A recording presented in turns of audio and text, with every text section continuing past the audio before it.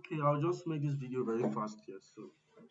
So after we got the CPI data, for me, I've not my bias on the NASDAQ has still not changed. NASDAQ, my bias has still not changed. I'm still looking for this low here. So probably maybe the market, might reach for this high here, then go down. Maybe. But I'm not looking to buy this market, this NASDAQ. I'm not or the S&P. I'm not looking to buy them.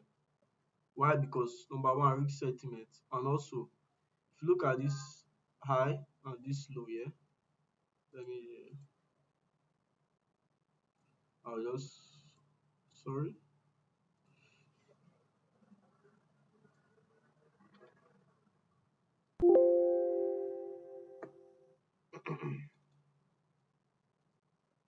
So this is the daily chart. What I want you to have in mind is this high and this low is a trading range. So trying to buy this market after it has broken out this trading range, and we are in a what the profile of this the general market profile is consolidation. Because why I think so, because number one, if you look at the market structure, we have not pretty much moved out of this defined range. We are still in this defined range here, so it's consolidation. And also the risk sentiment is not neutral, is not bearish, or it's not bullish. Like, it's not risk off or it's not risk on. It's just it's just neutral. That's another thing. That's so trying to buy this NASDAQ when the risk sentiment is neutral is very risky, because we have Trump here saying he's going to continue the war, he's going to strike Iran, he's going to. I think that is not really good for the NASDAQ. And also the data, this CPI data, hmm, is not really convincing. It's not really convincing to me. We have the core major at 0.0%. We have the core year over year 2.6%. So I don't really think this data is convincing enough to see the NASDAQ push to the upside. That was why when the data came out, you can see it ran to the upside and gave back some gains immediately. And if you look at the S&P, you see it was went straight to this short-term high here, then immediately gave back those gains. And also look at those equal lows here. They are pretty close, though. And yes, and this one here as well. So what I'm thinking is, I'm still bearish, so I will just wait for this market to breathe. Then maybe if I see my signatures, I will just short this market, the NASDAQ, or I will short the S&P, because currently the S&P is weaker compared to the NASDAQ. So I'll short the S&P, then I'll look for this low right here, just like the way I sent for the NASDAQ last week to my signal channel. I'll put my signal channel in the YouTube description. We short here. I think, yeah, from this level here to this uh intermediate term low here. That was what we did. Then we expected the reversal, but we were so unfortunate when we traded it on Friday. Trump's statement, took us out then to the upside.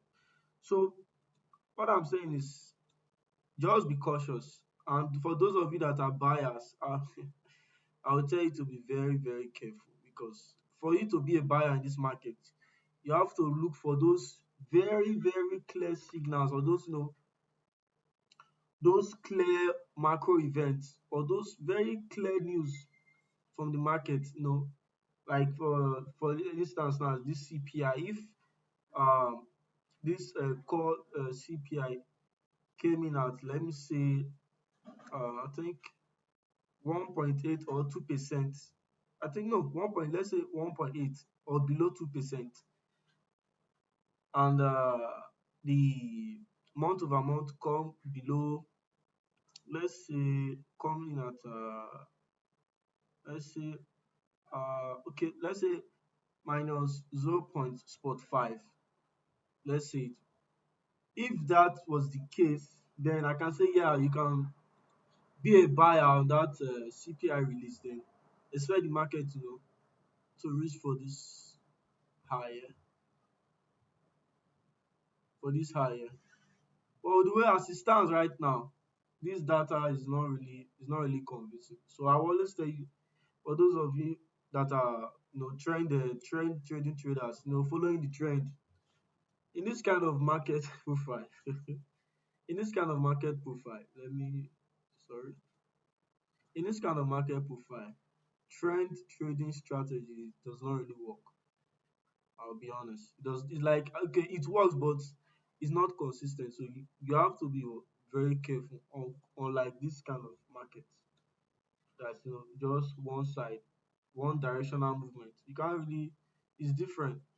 You can't really compare this market to that of this right now, because this is consolidation. So one thing about me is I tend to follow stick to the market profile. So I'll most likely wait. If it continues to the upside, I won't look to buy this S&P 500.